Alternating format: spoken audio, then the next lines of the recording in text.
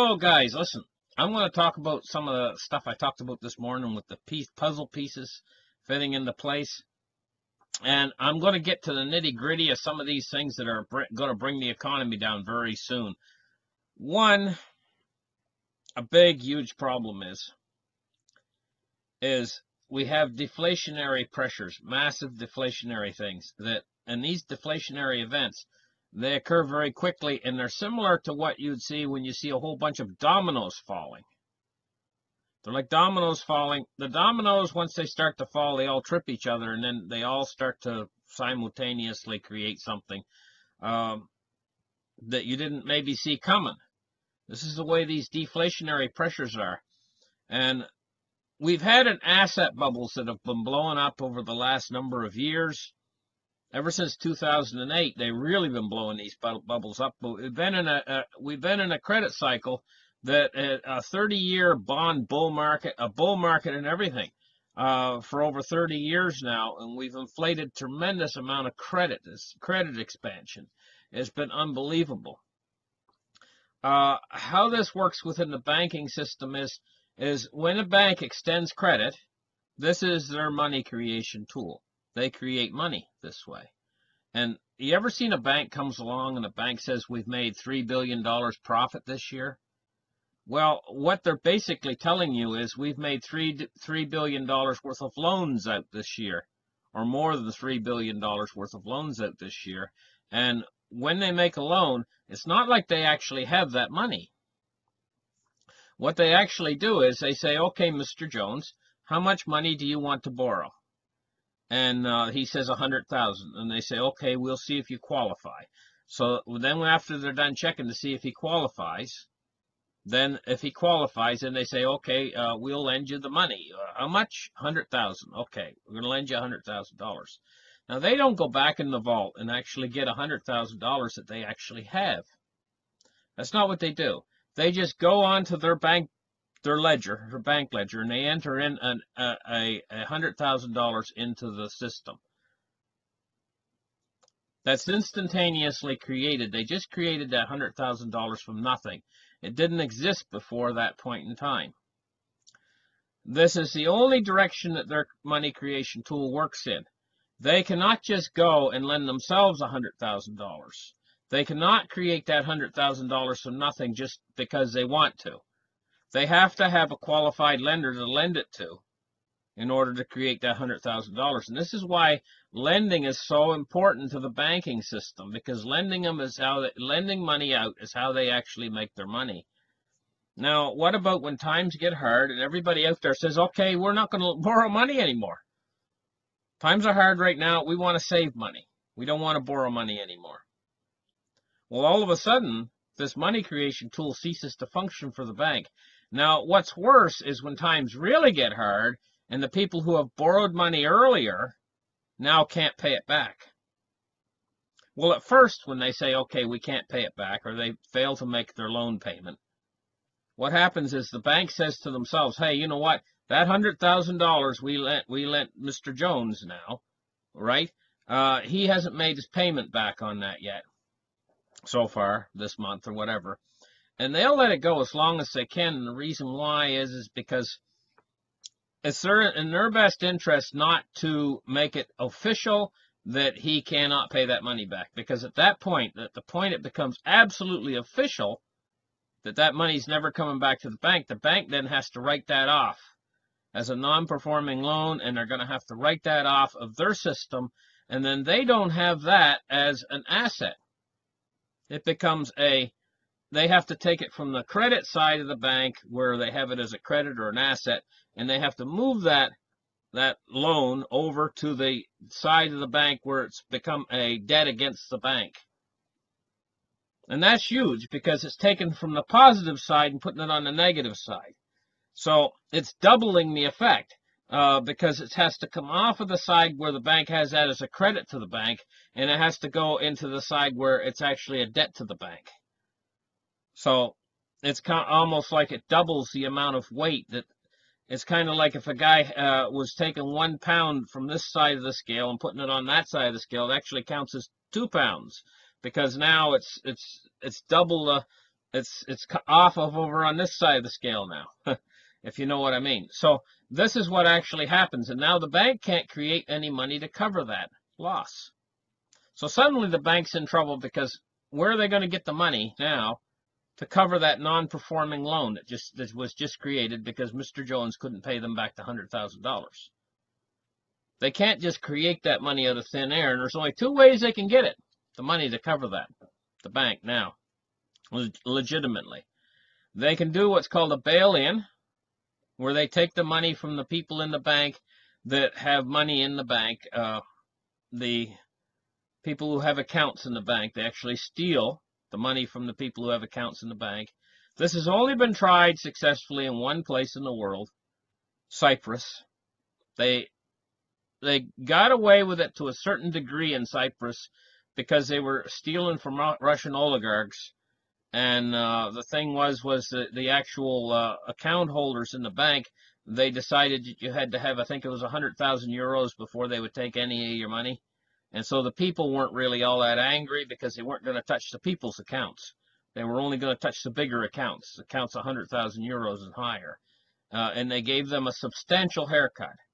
And a lot of these were Russian money that they had stored away. And they somewhat got away with it. But that doesn't mean they'll get away with it everywhere doing that. That's called a bail-in. The bail-in the banks. They've got the legislation in place to do a bail-in all across the country. They got the legislation here in America. They got it in America. They got it here in Canada. They got it over in Europe. They got it everywhere. They got it all through the European Union. Bail-in legislation. But that doesn't mean that the banks will do a bail-in, because bail-ins cause bank runs.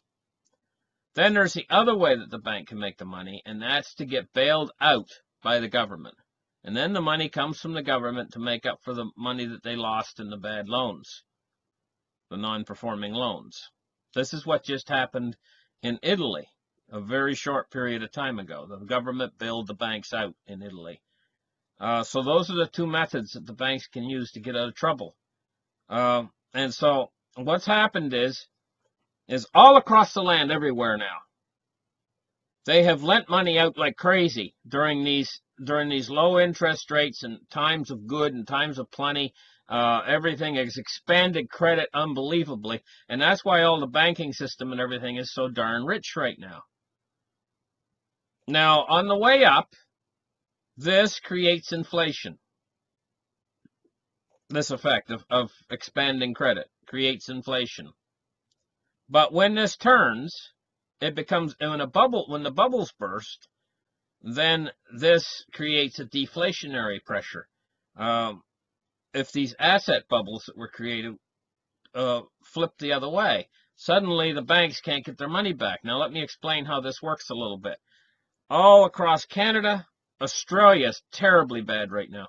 They're in a terrible asset real estate bubble. All across Canada, a horrible bubble. China, a horrible bubble. The United States, in certain places, they got a horrible bubble going in real estate. These real estate bubbles is where the biggest amounts of money have went in propping up and expanding the credit base of the system. And how this expands the credit base is, let me use an example to kind of explain to you how it expands the credit base. Say you got a man in Ontario. That's a province here in Canada where we have a real estate bubble. And a junky house in Ontario, a 3-bedroom, 2-bath, junky house, a house that's not in good shape at all, will sell for over $1 million in Ontario right now. Okay? And I mean, it's not a really nice house. It's only a 3-bedroom, 2-bath, maybe 1,500 square feet is all, and or 2,000 square feet is all. And it's not a really all that nice of a house. It's certainly not a palace. Okay, let's put it that way. And it might have a few things wrong with it that need repair, even, for $1 million. Okay, that's what kind of a real estate bubble is going in Ontario, especially around the Toronto region. Toronto's, by the way, has got about 3.5 million people. So it's a big city. Anyway, suffice to say, it's the same thing in Australia and around places like Sydney and places like that. And it's the same thing in Great Britain and around London and places like that. And on the West Coast, on San Francisco, is the same thing. And it's the same thing in China. You go to places like, you know, Shanghai or Beijing or places like that. Real estate's a fortune. Okay, so they got all these real estate bubbles. Now what happens? I'm going to use the guy in Ontario as the example. He's got the $1 million home. Okay? The bank will extend him a line of credit. Let's just, for argument's sake, say that the bank extends him a line of credit for $200,000. Line of credit on his home, on the home equity, right? Or let's say he actually pulls out a second mortgage. $200,000 line of credit. Okay, so the guy decides to go out and he decides to put a addition on his house, make his house, spruce it up, make it his house a little bit nicer. He decides to go out and buy a new car, etc., etc. Now that's the good times. That's the credit expansion time I was telling you about, where everything's inflating and prices are going up. And that's what we're in. We're still in it, actually, right now. We're in this credit expansion still right now. And the real estate bubbles have not burst yet. And everything is still expanding. Okay? That's what happens. So the banks are lending out money. They're still making money, the banks, from lending out on these home improvement loans and everything else going on. Oh, and everybody's busy, and the country's bugging along pretty good. And that's where we're at right now. But all of a sudden, when the credit bubbles burst, we get the deflationary pressure. And it happens like a snap. It happens when it happens. It happened during the Great Depression. It's snap. Boom, you're in it. Okay? Then all of a sudden, the real estate bubbles burst. So now let's take this example of Mr. Jones. He's got this $1 million home in Ontario. Okay? Suddenly, the real estate bubble bursts, and I mean the bottom drops out of the thing, and now his home is only worth $200,000. The whole thing. His improvements included. Everything. $200,000. He's still got a mortgage where his mortgage is way up in the ceiling. His mortgage is way the hell up here, and his home's worth way down here. So he's paying, his mortgage is like 3 times what his home's worth. You know? But not only that, it gets worse. It gets worse, folks. Because now what's happened is the interest rates have went up. And I think the banks have got it in their favor. I'm not a mortgage rate expert or anything like that. A mortgage expert or anything like that. I think the banks do have it in their favor. Even if you're locked in, I think locked into a mortgage for a certain rate, I think that they only keep it for like 5 years or something.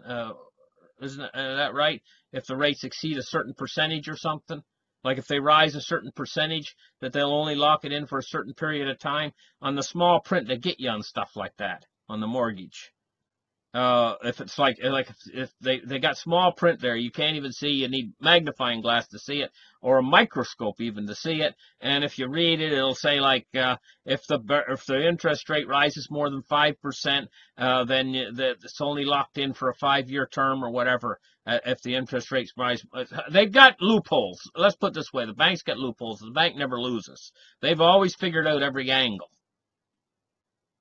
This is the way they work. This is the way they function. So anyway, so he's all of a sudden, his $1 million home in Ontario now is worth like $200,000, and all of a sudden he is trying to back out. So what happens when he backs out?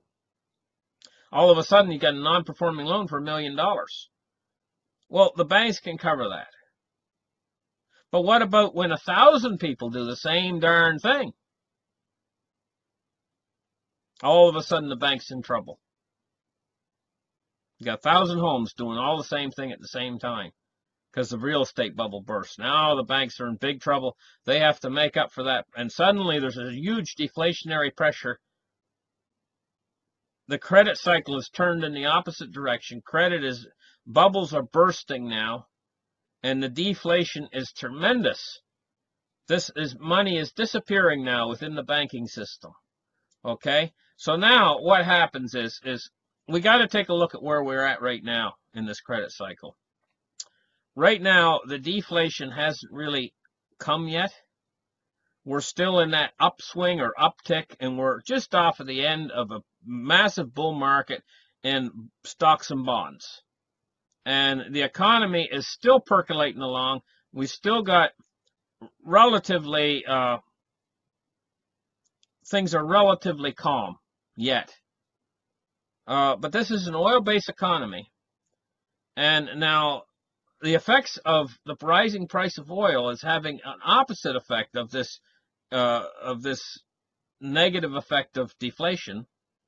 It is actually the rising price of oil that we've experienced in the last few weeks actually works toward inflation and actually works toward heating up inflation within the economy. So we got these two opposing forces, one pushing the economy downwards and the other one trying to increase the speed and velocity of money. These rising oil prices work toward that. Also, the rising cost of living works toward that.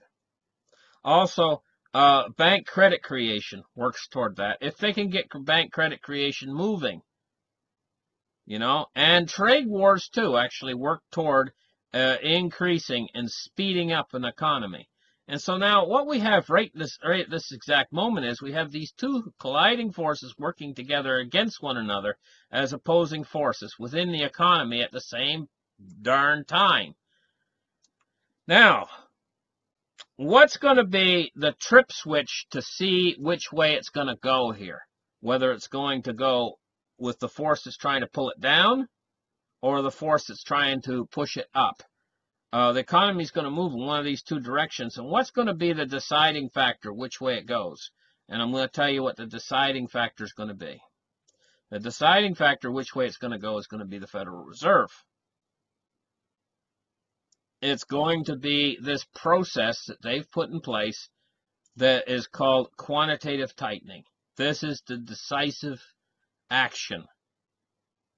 This new policy that they have, that they started this last fall, of quantitative tightening, they're going to be soon increasing it to $50 billion a month. And they're sucking that liquidity out of the system. The system is still moving upwards. That's momentum. That's the effect of momentum. What's going to happen is after a while, this sucking of $50 billion out of the economy every month is going to start to have the effect of slowing down that momentum. The economy then is going to come to a stop, and then we're going to get a sudden move in the opposite direction, which is deflation. And the reason why is because there's $50 billion a month being sucked out of the general economy. And the other central banks are now starting to follow suit. The European Central Bank is going to start to cut the amount of quantitative easing, and they're going to cut back, and they're going to bring it to zero very soon. The Bank of Japan's following suit, and so is the Bank in the United Kingdom. The whole thing is all together moving in the same direction, and this is what your trigger is going to be. This is going to be the trigger to bring us into a period of deflation. When all of these asset bubbles pop, the powers that be, the Federal Reserve, the banking system, and everybody is going to be in unanimous agreement when all of these bubbles pop to bring this action to a halt, because it's going to be a very destructive action to the economy and to everyone. They're not going to have any other route. They're not going to have any other choice. They're going to have to halt this, and they're going to have to do it fast. So this period of deflation, when it comes, is going to be very destructive, but it's not going to last very long. It's only going to last, actually, probably a matter of weeks. It's going to be very short-lived. The reaction that the world's central banks are going to take are going to sharply change the direction of the entire economy, and it's going to move it toward inflation. They're going to open up, I call it opening up the floodgates of money. It's going to be the first time this has ever been done before in this big of a way. After the 2008 crisis, they never opened up the floodgates of money like they're going to open it this time. And what's going to happen is this is going to trigger an economic recovery, a real economic recovery. This is when cryptocurrency is going to take off, and so is gold and silver. Massively. This is when the dollar is going to start to die, is when this economic recovery comes. Hyperinflation is never the result of a deflationary cycle or a weak economy. And for years, we had these guys on here who were saying, okay, we're going to go into a hyperinflation now. And the proof of this is the economy's really bad. We got a bad economy. A bad economy does not create a hyperinflation. A bad economy creates deflation. People get scared. They don't want to spend their money. They save their money in a bad economy. No, what creates a hyperinflation is when people lose confidence in the purchasing power of the fiat currencies. And they decide to start spending as soon as they get it. And what happens is initially in the first stages of this, there's a very, very short-lived economic recovery. So when the economic recovery comes, now remember I said the deflation is going to be short-lived? Well, so is the economic recovery. Because prices are going to increase so fast, it's not going to be a period of stagflation. It's going to be a period of hyperinflation. This is what's coming. So we get a sudden, sharply improved economy. Spending increases. The velocity of money is going to shoot through the roof. The economy is going to pick up, and then look out. You better batten the hatches at that point, because you're going to see inflation like you've never seen it before. And this is going to be the decisive factor that moves the cryptocurrency. The cryptocurrencies are going to be the biggest benefactor of this hyperinflation and this distrust, because the cryptocurrencies are already positioning themselves to take the mantle of currency, of money. Most of the countries on earth, they don't know how to rate these cryptocurrencies. They don't know what kind of asset they really are. But in the real truth, they are money. They are money. So anyway, this is what's coming. And the cryptocurrencies are going to take the biggest advantage of this. Gold and silver is going to be number 2. They're going to take advantage of it too. They're going to rise up massively. But I believe personally that gold and silver are going to remain as a commodity. They're not going to actually become money. What's going to actually become money is the cryptocurrency. And the government's going to try to stop it at a certain point. When they see it starting to take down the banking, threatening to take down the banking system, then they're going to try to beat it by creating their own cryptocurrencies that are going to be nothing more than glorified fiat.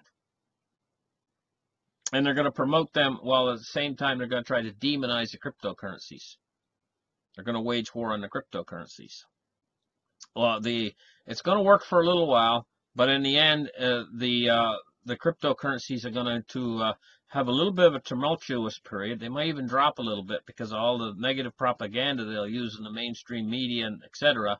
to try to promote their own coins and demonize the decentralized coins. But ultimately the decentralized coins are going to win in the end. Tell you honestly, it's probably going to be the coins that are there right now waiting for you to buy.